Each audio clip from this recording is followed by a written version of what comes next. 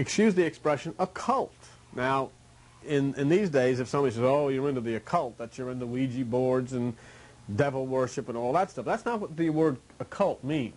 We've taken and we've changed words in order to put people who spiritually dwell in things and kind of on a guilt trip, to keep them into the mainline religion. So we've got to make them feel guilty, so we call them occult. Well, the Bible is a very occult book. Jesus Christ was a very occult teacher because the word occult means hidden.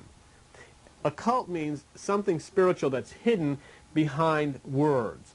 For instance, it says Jesus never spoke but in a parable. That means his teachings were occult. Okay?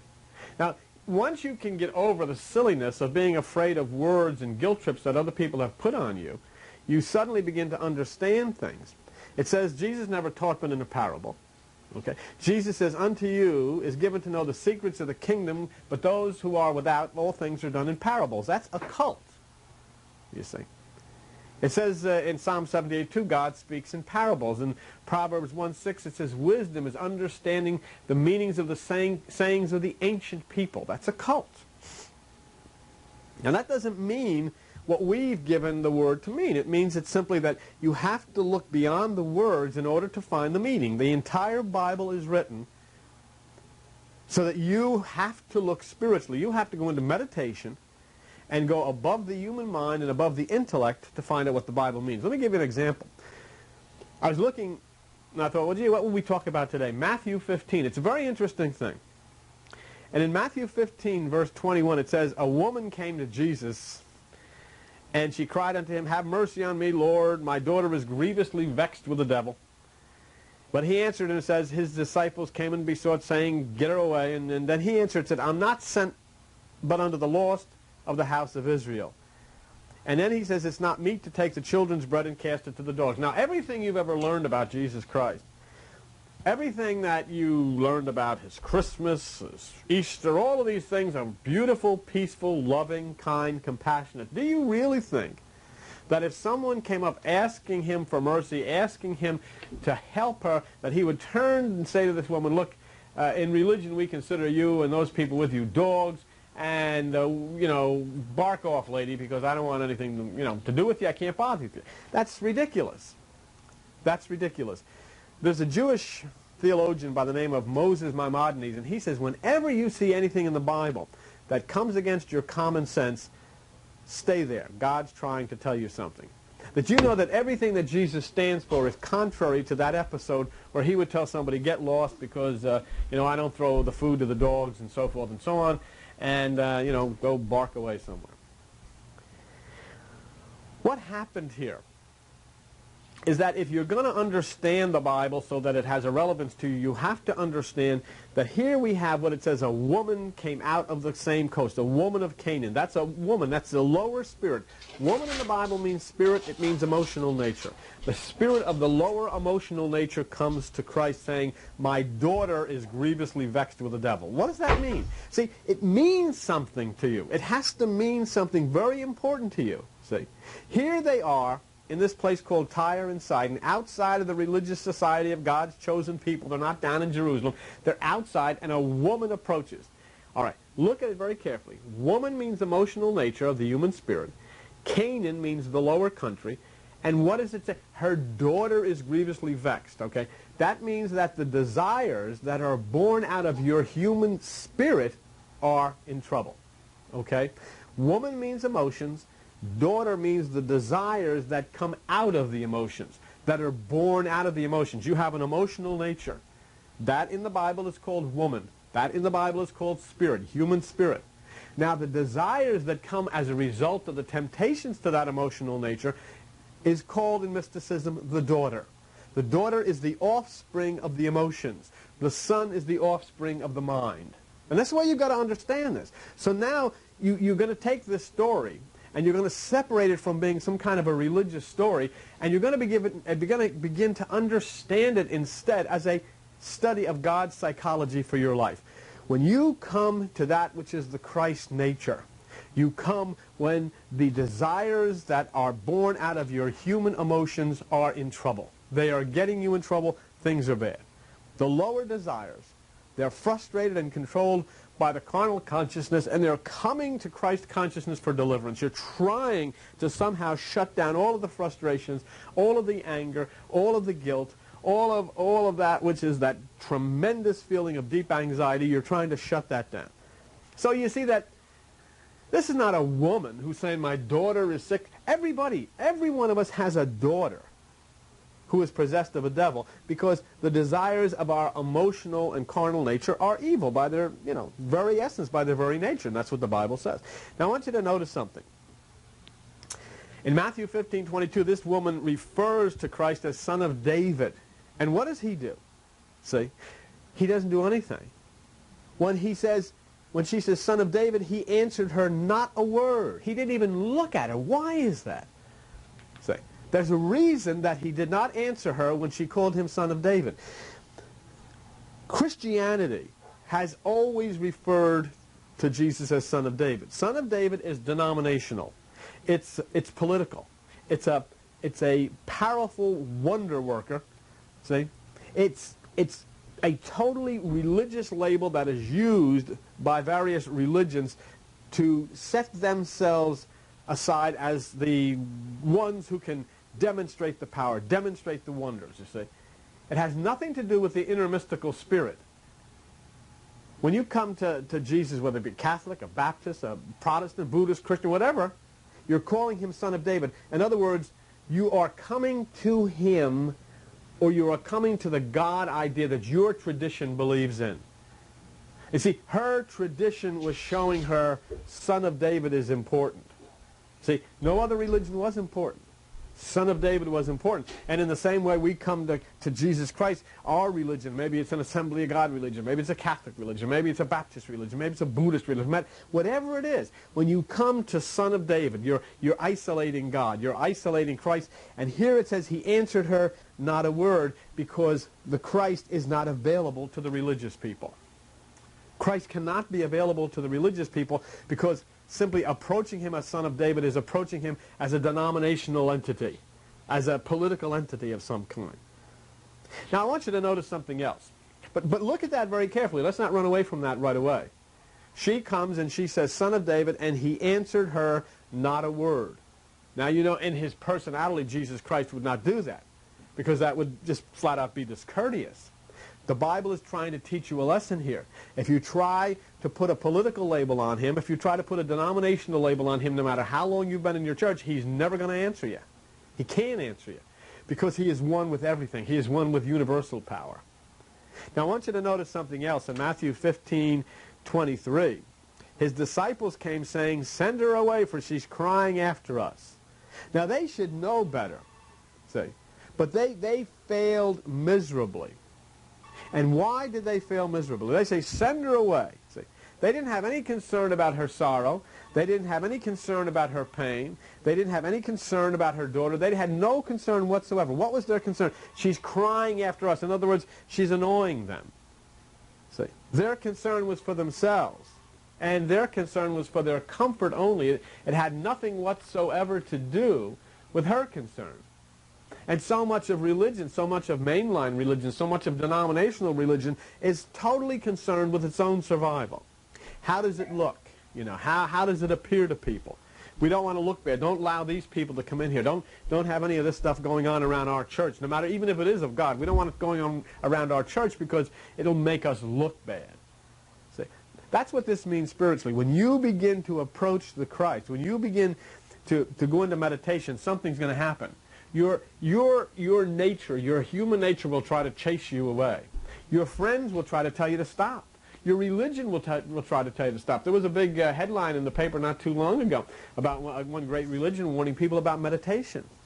Don't meditate.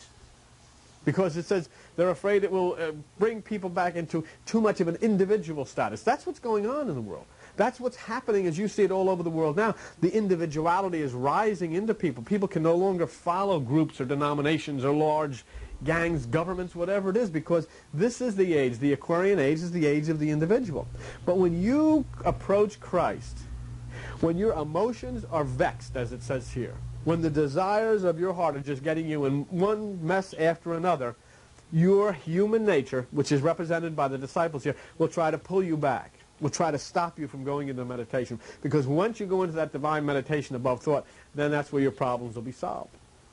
And you'll find that when you begin to meditate, you'll keep it to yourself. You won't tell anybody about it because your religious friends, especially born-again friends, will get very upset with you.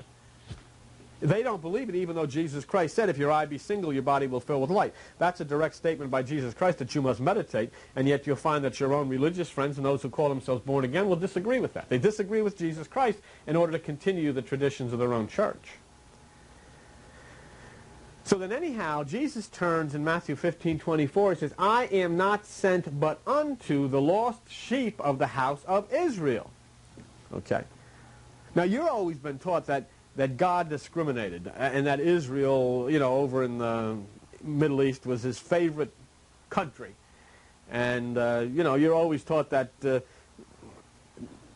Jesus at that point would only reach out to the Jews. That's the way it seems. I am not sent but unto the lost sheep of the house of Israel. If that would be the case, what would we all be bothering about? What's the sense of this? But see, in Colossians 3:11 says, Paul says, where there is neither Greek nor Jew, circumcision nor uncircumcision, barbarian, Scythian, bond nor free, but Christ is all and in all. That means Christ is in barbarians. Christ is in Buddhists. Christ is in Hindus. Christ is in everybody. It's not a question of Christ not being in everybody. It's a question of everybody understanding that Christ is within and allowing that Christ to blossom and to come to life within them.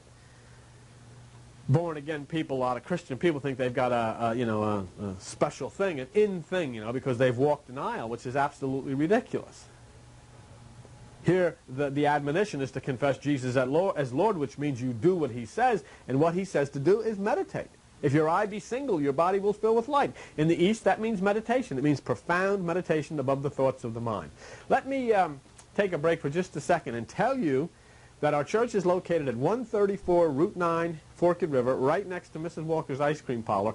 We're there every Sunday morning at 11 a.m., Sunday evenings at 7:30 p.m., and Monday through Saturday at 8 p.m. Now, here's a telephone number if you want to get any information, and you can call at the end of the program if you like. The phone number is 609-971-0537. 609-971-0537. One more time, 609-971-0537. The important thing, if we're to continue this program and to continue sharing the hidden meanings of the Bible, is that you consider supporting this program as often as you can, if you can at all. And what we ask people to do, if you're of a mind to, if you call and say, send me the monthly envelope, then each month we send you an envelope with a special teachings on the hidden meanings in the Bible. And you just put whatever you can in that envelope. It's self-addressed and it's stamped, and you just send it in, and that's what pays for this show. That's what pays to keep the program on the air. So if it's taught you anything, if you feel that it's interesting, if it makes the Bible come alive to you, then I hope you would consider asking for us to get back to where we were talking about, where Jesus is saying, I am not sent but unto the lost sheep of the house of Israel. What you have to understand is the house of Israel. First of all, the house symbolizes the higher consciousness within you. It's that point in the higher mind. That's what the house means. Israel does not mean the Holy Land or Israel as you know it over in the Middle East. Israel is a mystical word. It's an Egyptian word, and it's made up of three words. It is made up of I-S, which is the goddess Isis, which means spirit, R-A, which is the god Ra, which means mind, and E-L, which is the God which manifests within inside of you. Is-Ra-El. What it is simply saying is Isis, I-S, your spirit, and Ra, the mind, must be tuned together to represent or to allow the manifestation of the E-L, which is the God within you. There must be spirit, mind, and then that will manifest the E-L, which is the God within you. So the house of Israel is the place where the spirit and the divine mind come together to manifest itself as the God within you. Is-Ra-El. It's made up of the names of three Egyptian gods. Well, the goddess Isis, the god Ra, the god El. That's why you'll see in your studies that the names of angels, even the word angel, ends in E-L, because that represents a divine impulse within you. It manifests within you. And you'll notice all the names of the angels, of any that we've ever heard, end in E-L. Uriel, Raphael, Michael, Gabriel, and that all means that there is a specific impulse or message that is pouring forth from within, which comes from the Godhead, or which comes from that which is the presence of God. Okay?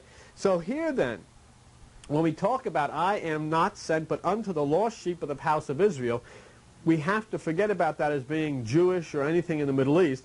The house of Israel being the place within you where the spirit and the mind are rejoined together to form that which is the Christ consciousness of the newness within you.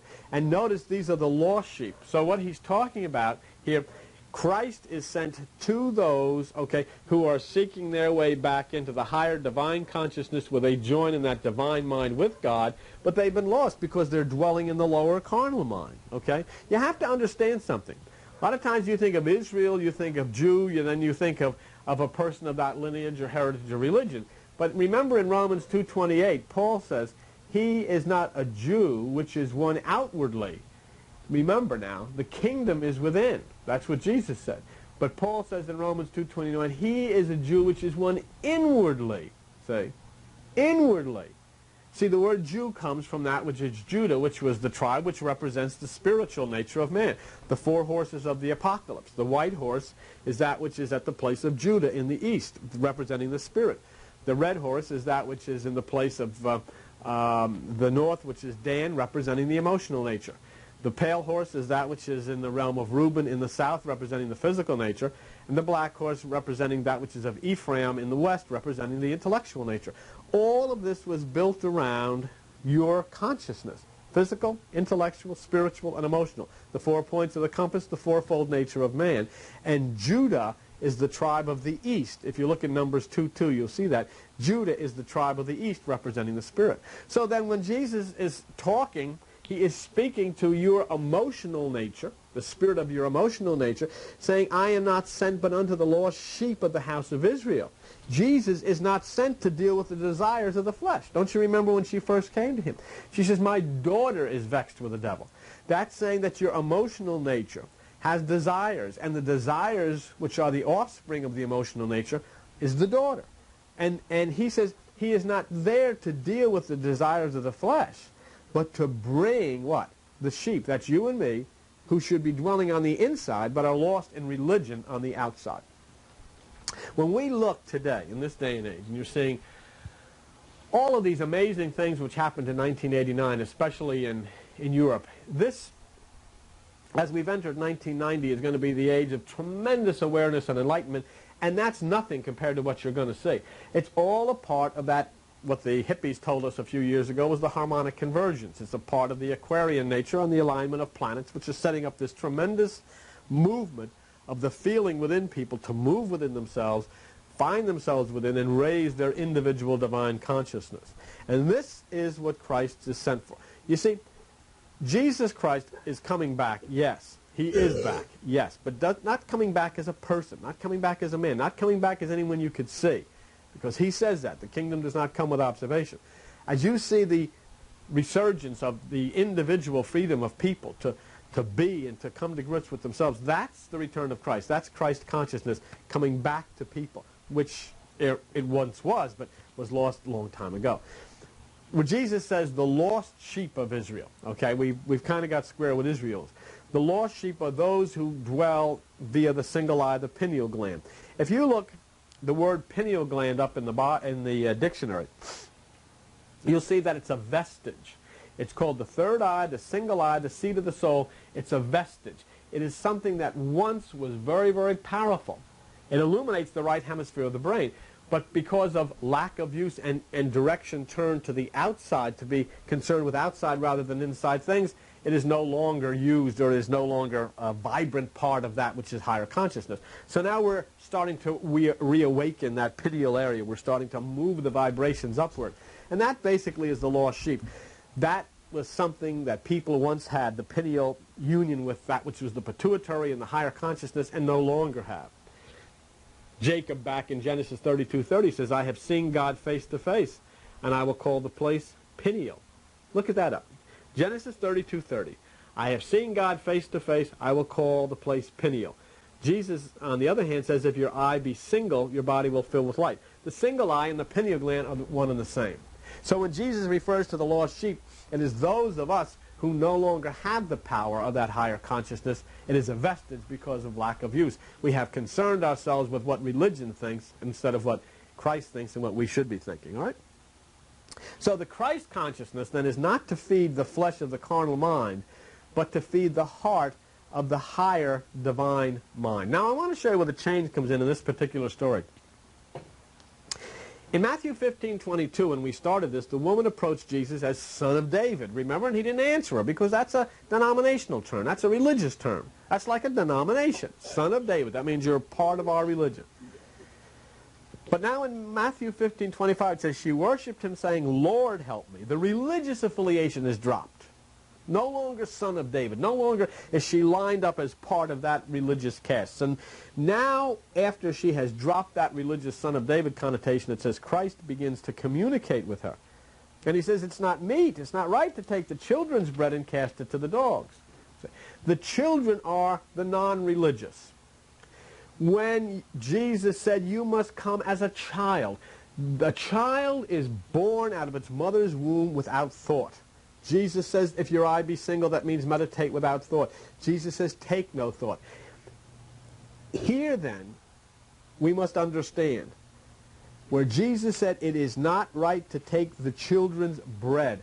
In other words, these things that are given to those who enter into meditation and are free from human thought, which is carnal maturity and religion, this bread, this wisdom, this understanding is not given to that which is the desires of the flesh. So the children's bread is the hidden manna of Revelation 2:17. It's given only to the pure of heart in virgin consciousness. It cannot be cast to the dogs. Now, when he says it's not right to cast it to the dogs, Jesus is using a reference from the Hindu religion. The dog is a symbol of the mind enslaved by sensations. That comes out of Hindu religion, and Jesus used a lot of connotations that come out of the Hindu religion. So he says it's not right to take that which is the pure divine consciousness and feed it to that which is the mind, which is enslaved by desires and passions, okay? But now desire is beginning to lift itself. Your spirit, represented by this woman, is starting to lift itself. She says, truth, Lord, yet the dogs eat the crumbs which fall from the master's table. You know, every so often you feel a renewal of spirit. Every so often, no matter how slight, you feel a desire to reach out, don't you? You sense a purpose that's above all. You sense a purpose that for one brief shining moment you experience, remember we used to say Camelot, you experience that within yourself there has got to be something more, there's got to be something better. That's when you've fed from the scraps of the table. That's when you've taken from a little bit which has dropped from the holy place. So the scraps from the master's table are just a hope, you know, just a try, just a touch, just a try and a touch of the hem and of the garment, and that's good enough. So here then, with that, Jesus says, woman, meaning spirit, that spirit within your human breast, see, you don't know anything, but you hope. And you follow blindly for another, but great is your faith. And he says, be it unto you as you will. And her daughter was made whole from that very hour, meaning when you are willing to come to Christ, to the higher consciousness, bringing all of the desires and all of the passions of your physical entity to him, dropping all of these things and willing to take that little bit coming from the higher consciousness, that will solve the problems of the desires of the heart and lift you to a place above all which has caused you this trouble. So this whole story then turns around from being a little episode of a woman and Jesus walking down the street into a study of great inner psychology of the human mind. The Christian Village Church is located in